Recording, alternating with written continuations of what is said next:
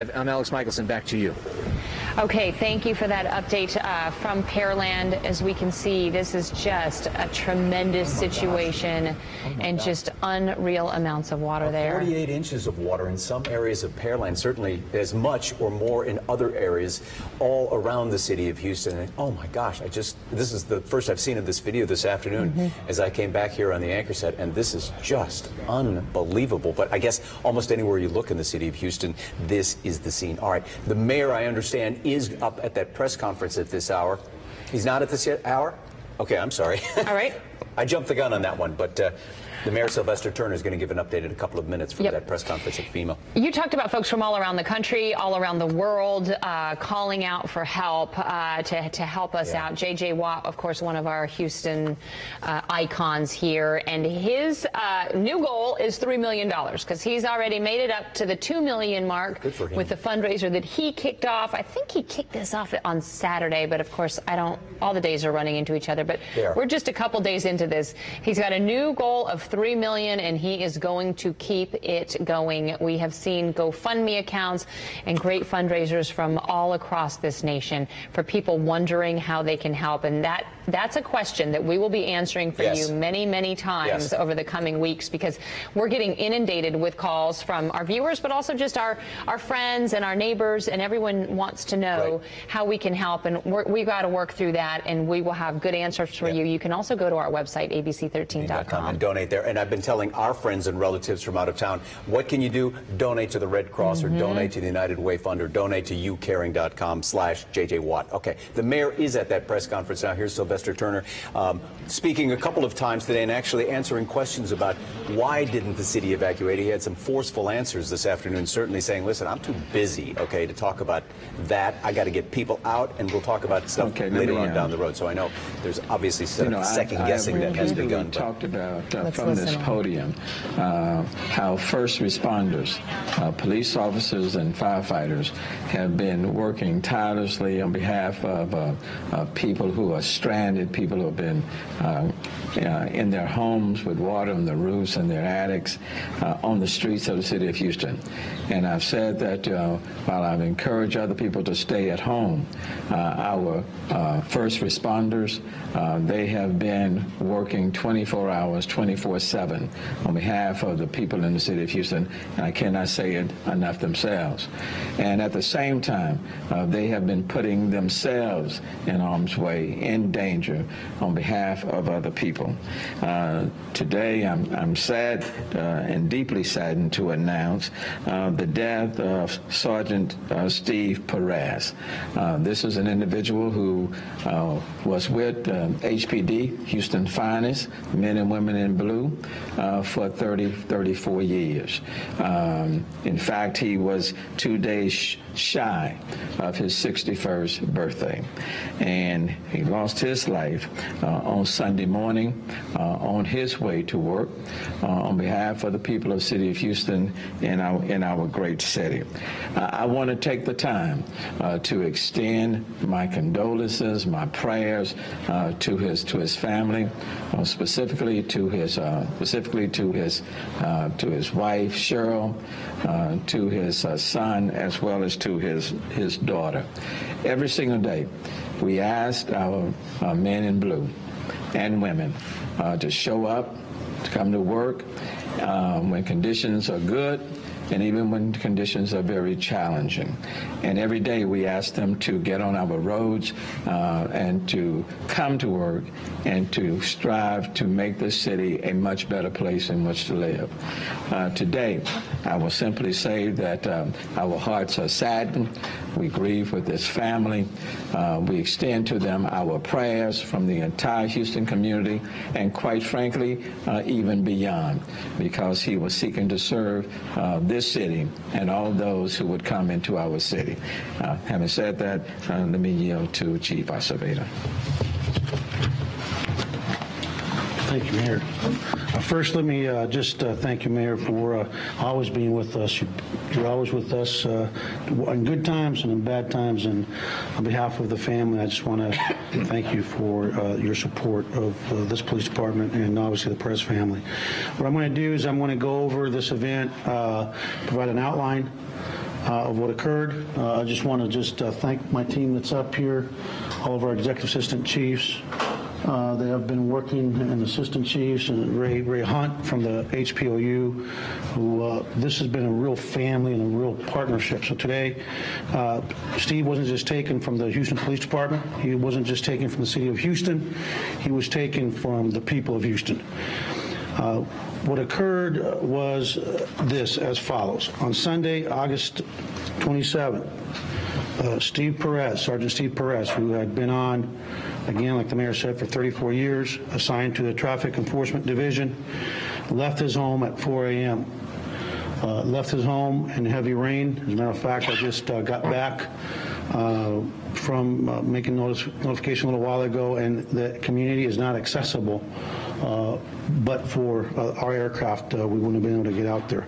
But he left at 4 a.m. on Sunday, August 27th, to get to his work station. Sergeant Perez, while driving around, our investigation has determined that he spent about 2.5 hours driving around trying to get to his duty station, which is Traffic Enforcement Division in Central here downtown Houston. He could not find a path, and you can imagine heavy rain, dark roadways, who knows what else he saw out there with the lighting in that more rural community. He kept driving around, couldn't find it, so he called his chain of command and said, listen, I cannot get to my primary duty station. Being the dedicated professional this man is, like the rest of the men and women in blue and our first responders family, he followed our protocol, which is to go to a secondary location, the nearest location you can get to, which is the Kingwood office. He had learned that we were actually going to, and we have evacuated his primary station. We've now evacuated the secondary station, because we're experiencing floods as well. So that was Sunday the 27th. On Monday the 28th, his chain of command was holding their regular roll call when they noticed that Sergeant Perez was not present. At that time, they started making attempts to reach him and could not get a hold of him. When they couldn't get a hold of him, understanding that this man is a dedicated individual that would not just not show up to work. And one of the things that we know over the years in these events, and something this historical, is sometimes first responders don't show up. Well, I like to say that our people have been showing up, have stayed at work, and the vast majority have not left since Saturday night. We contacted his wife, and she advised us that she had not seen her husband since 4 a.m. on the 27th. We immediately began an extensive search of a potential path of travel. We utilized other investigative techniques to try to locate him. And Monday evening at about 10 p.m., we narrowed the search to Hardy Tollway and Beltway 8. We responded to Hardy Tollway and Beltway 8, where we had a high sense of probability that was the last place that he would have been. We called for our dive team. We even used one of our, what are we calling these people from Louisiana? God bless them. Our Cajun Navy, our American Cajun Navy that helped us look for him.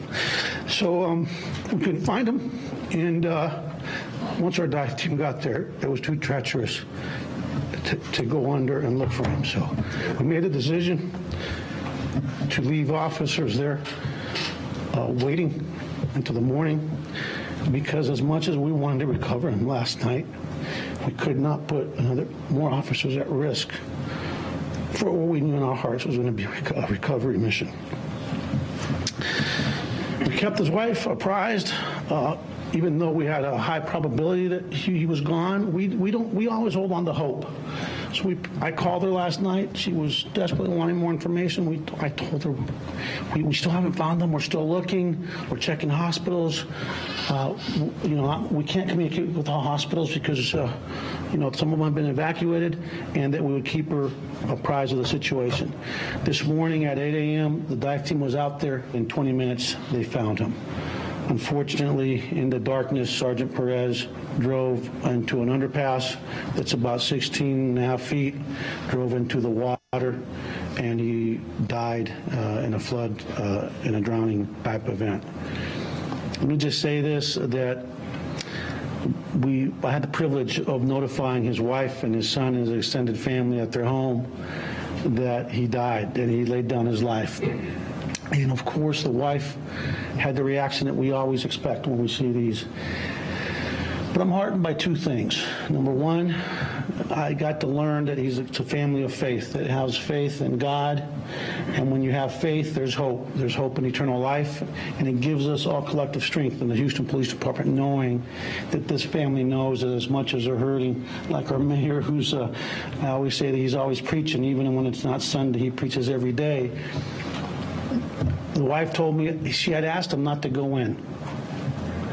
And Steve is one of the sweetest people I've met in this department. I've only been here 9 months, okay? And we've got 6,500 employees, and I knew who Steve Perez was because he was a sweet, gentle public servant. And she tells me, I told him not to go to work. I really didn't want him to go. His father-in-law, who's a Korean War veteran from the Army, combat veteran, we told him not to go because the conditions were so bad. And his response was, we've got work to do. And here's a man that didn't spend 20 minutes and then come back and say, hey, I tried. He spent close to 2.5 hours because he has that in his DNA. And so I told his wife, let me ask you something, ma'am. You're a person of faith. If the Lord is going to take him today, how do you think you would want to go? Laying in bed, watching a disaster, or doing what he's done for 34 years? And the smile that overcame that woman's face, his beautiful wife, said it all. If it was his turn to go, she said, this is the way he would have wanted to go. And so with that, I just want to tell the men and women of the Houston Police Department that what you have displayed for the past 4 days, sleeping on cots, our dive team yesterday, their only meal was a power bar. And they were out there at 11:30 at night, and had we let them, believe me, they would have gone in that water. So for those that have been tweeting about, hey, why are the cops being fed? Well, they can't save people.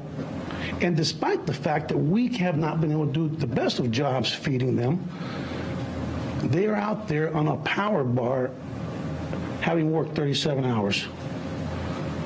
So I'm sorry that we're feeding them, but that's why we're doing it, so they can save lives. And so with that, I just want to say that we will continue.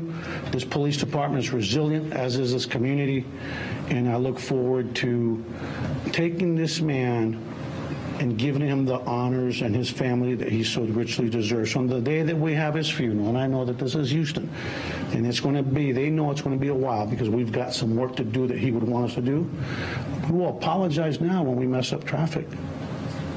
But the least we can do is the day that we say goodbye, that this family, this community get an opportunity to pay their respects. And with that, we can open up to questions.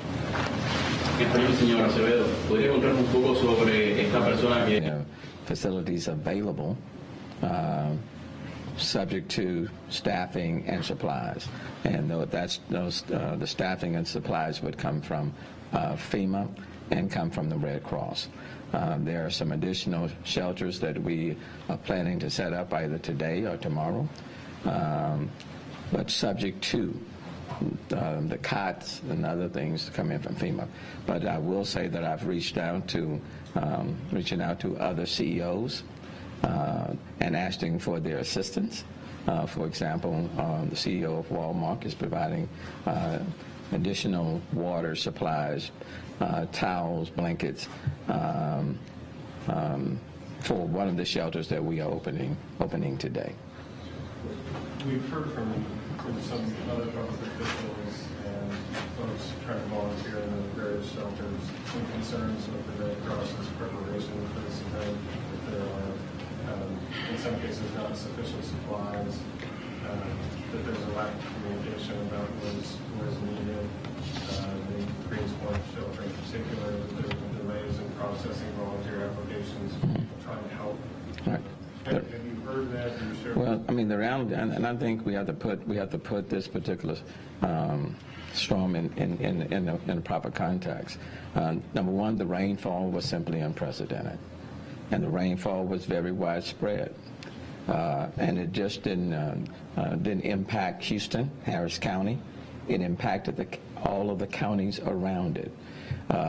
And so yes, we are still waiting on FEMA and the Red Cross to provide the necessary supplies and staffing for all of the shelters that exist and those that may be needed. So everybody is being pushed. Everybody is being pushed, and that's why it's important to work as a team. And you don't just rely on any one or two sources. It's going to take all of us in order to meet the needs. So I just got off the phone, for example, with the Secretary of Energy, Rick Perry, who's making calls and has made calls to assist in getting supplies from FEMA. We know that the airports are functional, just not for commercial flights, but to utilize Harvey or Intercontinental to fly supplies in as quickly as possible. And I thank him for reaching out and for his assistance. So it's a collective effort. This is what has occurred in not only in our city but in our region in many ways has been of historic proportions. That's one of the reasons why we're standing here with you today. So everybody is putting forth that extra effort. If Sergeant Perez, for example, who was scheduled to report in the downtown area, if he had decided after 2.5 hours of driving around, let me just go back home, okay, we wouldn't be standing where we stand today. But he went that extra effort. So we're all having to go to the extra effort. Things may not always fall in line in such an organized fashion, but you make it happen. And sometimes it takes a little longer, but you find a way to make it happen. And what I would say, just to highlight this particular moment, sometimes you either find a way to make it happen or you die in trying. And at this particular moment, Sergeant Perez lost his life because he tried to make it happen. He tried to get at his post. He tried to do his best to be in a position to serve the people in the city of Houston, and he died in trying. That's the ultimate sacrifice. And that's what we're all trying to do each and every day. When I ask these individuals to go out and serve the people in this city, and many of them are going out and they don't have their medicine, okay? They don't have their prescriptions. Like indicated today, they're leaving their families, and there's water rising on their street, in their neighborhood. They're putting forth the extra effort. Now, sometimes they may not get to their posts on time because of certain things. It doesn't mean that people don't care. And so I'm not in a position today I'm not in a position to criticize FEMA or Red Cross or anybody else. The only thing I can say to you is that we need people's support. We need people to step up, do their very best. And if they do that, I'm good. And then after all of this is over, and after people are out of harm's way, and after people are in a better position, then we can sit down, analyze, discuss, debrief, decide what we did right, what we didn't do right, how we could do it better. But one thing I know, as a result of this, of what we're talking about today, one thing I know is that HPD will be one officer short. Houston will be diminished, because we have an officer who went the extra length to show up in some very challenging time and who's no longer here with us. But just like Chief Acevedo said, the good news and what I take away, this is a praying city. We are a city of faith. We believe. And we do not exist as if we do not have hope. And everybody here has a purpose and has a mission. And I think what we can say is that Sergeant Perez fulfilled his purpose, accomplished his mission, his assignment was complete. The Lord now has called him home. And the city and his family, we will embrace them, we'll surround them, we'll undergird them. And I will dare not say that he lost his life in vain. That's right. Because he didn't. We didn't create the storm. We can't control the weather. We can't tell God how much water to drop and where to drop it. Okay? We can't do that. But what we can do is to do our best here on earth to try to make life better for our brothers and our sisters. And that's exactly what he was attempting to do, and he died trying. And this city now ought to celebrate his life and thank him for his service. And while you're doing that, remember there are 5,100 others who are out there trying to do their best to serve the people in this city and the surrounding area. There are 4,000 firefighters who are out there doing the same thing. And on any given day, they don't know whether or not when they leave, they're going home. And they're here to serve one another in this city. And I'm proud of that. I'm proud of that. And I'm even prouder today knowing that he came to work, tried to get there, didn't go home, didn't give up, didn't turn around. I'm proud of that. His family should be extremely proud of that. And the city of Houston ought to be extremely proud of that. And anybody walking around with negative thoughts, negative attitudes, check yourself. Check yourself. Because the reality is, people are so good in this city, and first responders are so committed to this city that they are willing to go to the extra mile. So this is not the time to engage in negativity or add toxicity in the air when we have people out here serving this city and giving their lives up for this city. And the city of Houston will honor him, will celebrate him, and we're going to embrace this family. And we're going to support all of our law enforcement personnel and our firefighters. And Chief, I will not apologize to anyone or for anybody who takes the time to feed any of these police officers or these firefighters. I don't care how many times you feed them. You can't feed them enough. I don't care what you do for them. You can't do enough. We can never say thank you enough. But what we certainly can do as a city is we can pray for them, we can undergird them, we can support them, and we can let them know that the work they do is not in vain. Amen. Okay? Amen. Thank you so very much. Well said.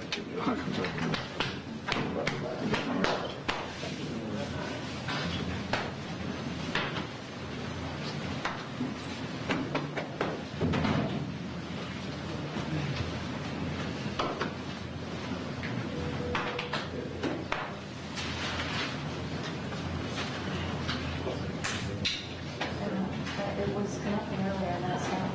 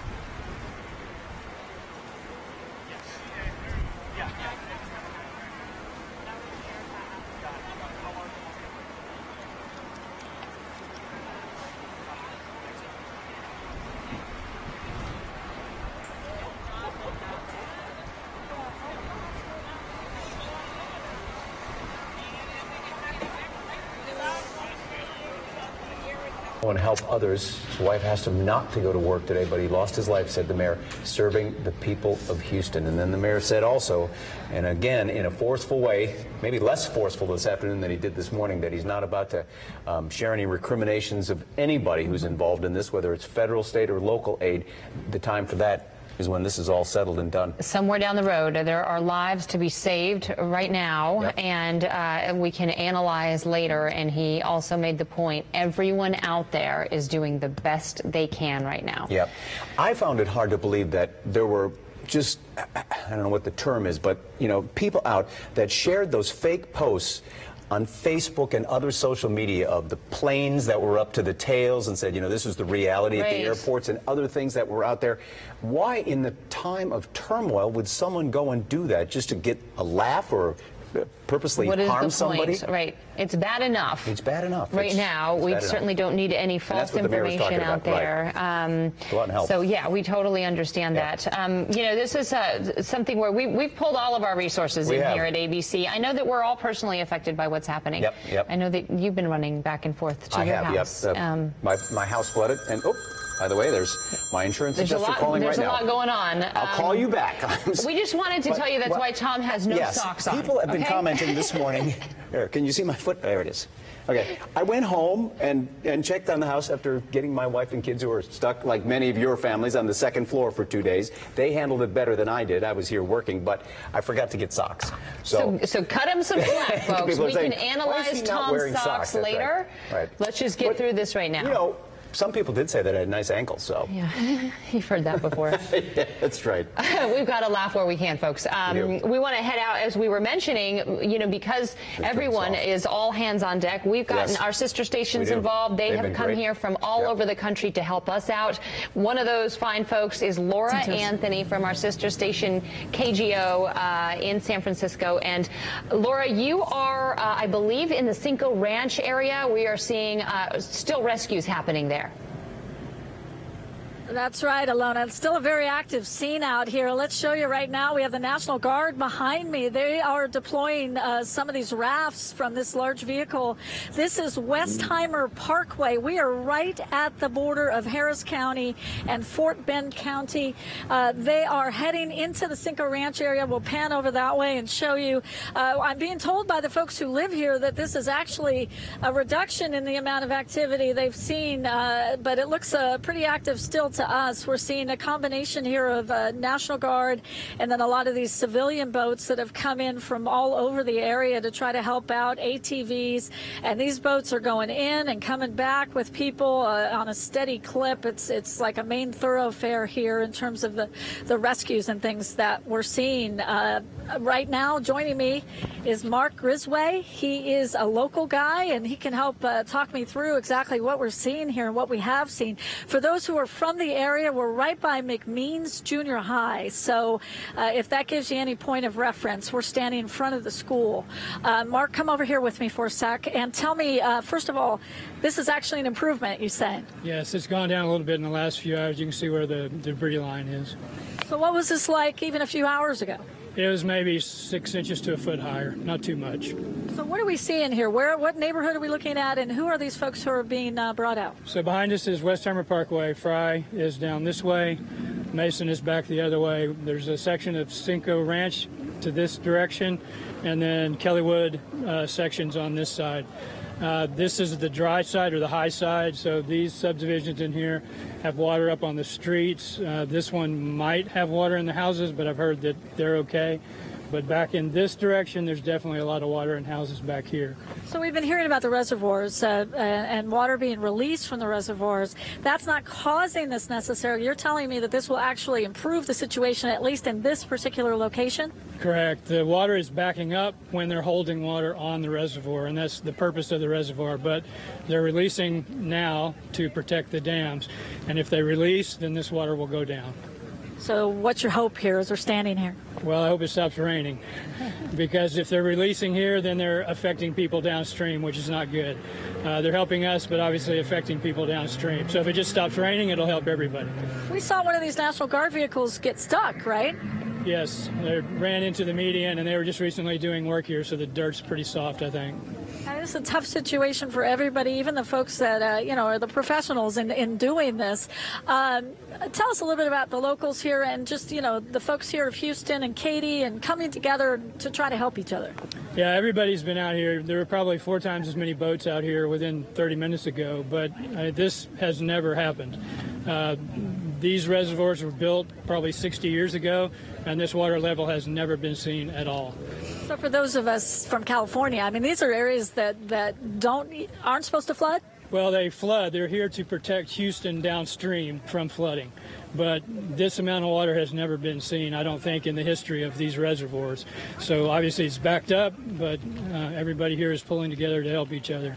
All right, Mark Grisway, thanks so much for your time. We appreciate it. So Alana and Tom, that's the scene here in Katy. We are just outside of the Cinco Ranch residential area, and folks still coming out here in groups, although the activity, I'm told, has slowed down a bit over the past couple of hours. Back to you. All right, and certainly great to hear from those National Guard troops. If there is a silver lining, that they're getting a lot more boats in the water there. And so for folks that are stuck there and watching us right now, they can take some heart that more help is on the way.